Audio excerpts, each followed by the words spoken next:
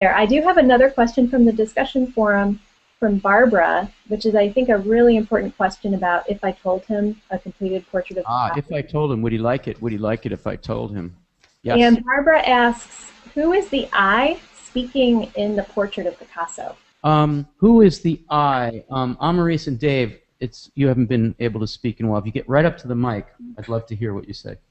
I actually think it's a pun on between the eye that speaks and the eye that sees, because it is entitled a portrait, and I'm sure people were confused by that. But what she's doing is imitating linguistically what Picasso was doing with paint, and so I think the eye is actually the eye that shifts with every perspective and in the light and anything like that. Do we have visual? Prove it. Do we have visuality in the poem? Do we have anything that suggests that she's thinking EYE as well? Well, I mean, everything is visual, intellectual, emotional. When she comes down to my question. When she comes down to I judge, she's judging the authority of the eye. That's nice. Yeah. Dave, good. Any specific evidence? Dave? Well, I can't Who's the eye? Get close to the mic. I can't really add much to what Anne-Marie said because I agree with it totally. I think it is a lot about perspective. It's a shifting perspective, especially in the second page. I land, 2, I land, 3, the land, 3, 3, the land, 2, I land, 2, I land. It's all perspectives at once. So she's playing with it. She's playing with the Cubist interpretation of it. Yeah, let's just hear a few seconds of the performance, just so we can remember the flow of it. And we don't have a lot of recordings of Stein, unfortunately, but Penn Sound has some. And I think if we had more recordings of Stein, I think Stein would be more in the mainstream, because she really is doing something that's akin to painting and dance, and without the vocal part of it, you aren't necessarily reminded. You keep looking at the semantics of it. So here she is. Steve, are you ready? If I told him, would he like it? Would he like it if I told him? Now, not now, and now. Now, exactly as kings, feeling full for it, exactitude as kings, so to beseech you as full as for it, exactly or as kings. Shutters shut and open, so do queens. Shutters shut and shutters, and so shutters shut and shutters, and so shutters, and so shutters shut, and so shutters shut and shutters, and so shutters shut, and so and also. What's all the shutters shut? Jason, would you give the mic to anyone who looks like she might want to speak, and they may all look like they won't want to speak. Andrea?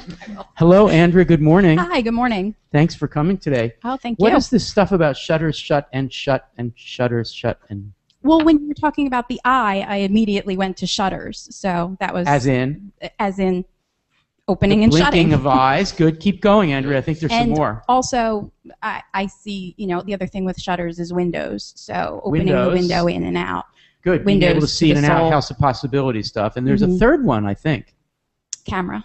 Camera. You did it. This is like wait, don't tell me. You did it. And Max, what prize does she win for having gotten all 3? You get I get to be the voicemail. You get Max doing your voicemail. I'll do your voicemail. By the way, if you want that. Would you like it? Hi. I totally do. Andrea's not home. My name is Max. If you want to talk to me, leave a message. What do you think, Max? Is that cool? I think we can offer that as a I think my voice would be better than Gosling's, honestly. Andrea, that was great. So let's go through all 3. So first was the eye, the shutter shut. So how would that work in the Stein poem, in this thing, this alternative portrait? I'm sorry to put you on the spot, but... I guess in terms of shutters shutting and opening, it's you're seeing and not seeing. It's kind of the different perspectives that you're seeing. Nice. That's really good. Okay. Boy, we got to hand out another master's degree. These master's degrees are just flying out of the bag. The second one was the house. This is a little harder. I just saw that as being, opening the world, shutting the possibility, the idea letting in, of letting out, not letting in, not letting out, etc. Right? And then there's this stuff about kings and queens. So one thinks almost of the open or closed dominion. Domain. Yeah. And Picasso is thought of as the king of the modern art scene, and she's kind of the queen. Really, they are the king and queen. What a pair they make. And she's fooling around with his reputation in this poem, no doubt, as Ulla Dido has taught us. And then the third one was the camera. This is cool. I see a couple of things with that. One would be the sort of snapshots that occur when you take things from different perspectives, the kind of just different shots. But then also you can play with, by opening or closing the shutter on a camera, you can play with how it's perceived. You can play with what the image. Okay, so I'm going to riff slightly for the next minute on meta poetry here, and then we're going to go back to Julia for a summary of stuff going on in the Twitter feed and the discussion forums, and then we'll go to Lily for another call if she has one, but she doesn't. 215-573-9752.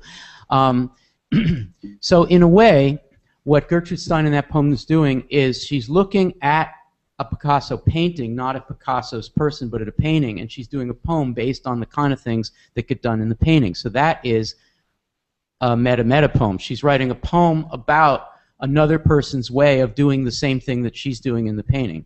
Sorry, we started with the hardest thing, the meta poem. Right? Everybody's with me on that, right? That's not that hard. Instead of writing about the world in a way that Picasso sees the world, she writes about the way Picasso paints the world. And he paints the world in a way that she's using in her poem to be a poem about a painting about the world in the style that the painting is about the world. That's a meta poem. Meta poem.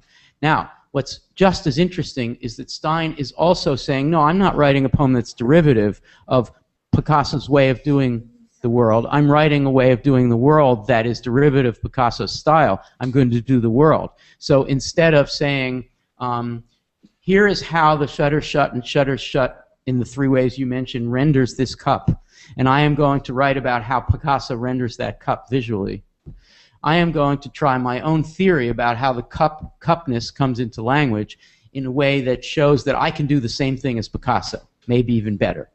Right? So in a sense, what she's saying, and I said this in the video discussion, but it's worth repeating because it's a complicated point, is that there is a word-world relationship between mug, that thing, that sign, mug, and the signified, the pre-linguistic mug. Okay? So there is a pointing, and she really believes in that referentiality. However, she's also interested in a relationship between and among the signs. She's interested in the relationship between a word mug and another word mug, or the way in which mug has been languaged and another word she could use for it. So she's creating not just word-thing relationships, but word-word relationships, and that's the breakthrough that Picasso did in painting.